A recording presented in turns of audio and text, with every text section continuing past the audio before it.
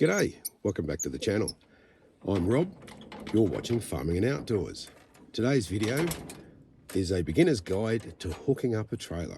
It's come to my observation that not everyone knows how to do this. And I guess if never been shown, how would you know?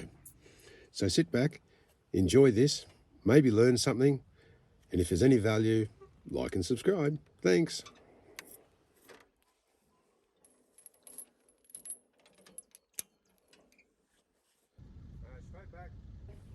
Step 1, backing under the trailer.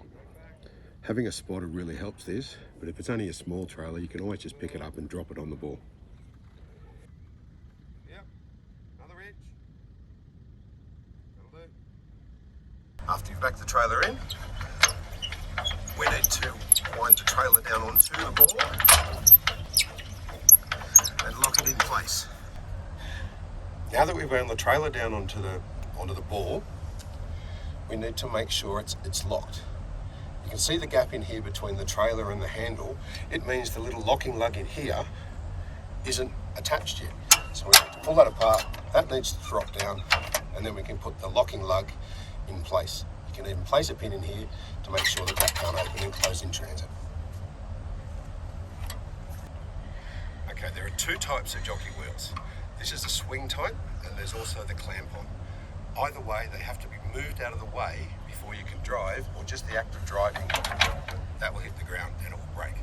In this swing arm type, pull this handle up, swing it up, make sure that clicks into place, and away you go. The next, and probably one of the most important parts, is attaching the safety chain.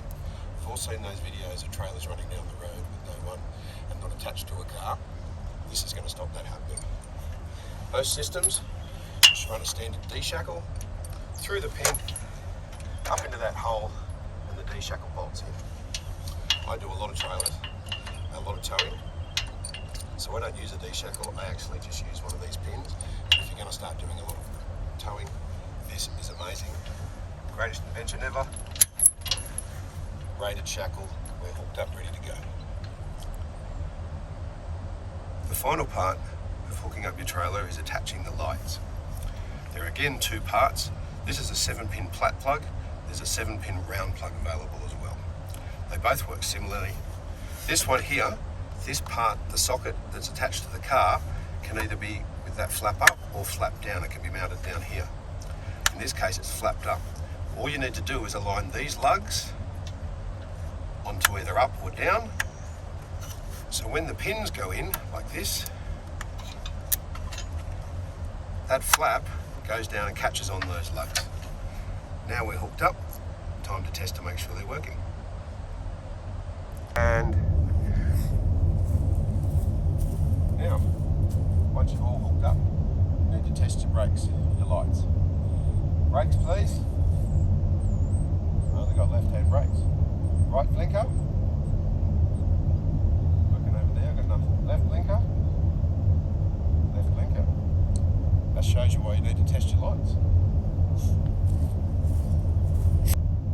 The last thing you need to do before you take off is have a bit of a walk around, make sure your trailer tyres look good.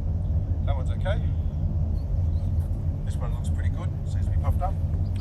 The very last thing we need to do is check on our lug nuts. This vehicle has 19mm lug nuts. My truck has 21mm. So I need to carry a second brace. Remember that, where you can't change a flat tyre out in the middle of the road. Thanks for watching. Please like and subscribe if you've got any value from the movie. It helps me be able to make these videos, help them shared, and get them out to other people. Check back in a little while because I'm going to do a couple more in this sort of series, which will be like reversing trailers, how to reverse, and maybe even how to fix that broken tail light. Thanks for watching.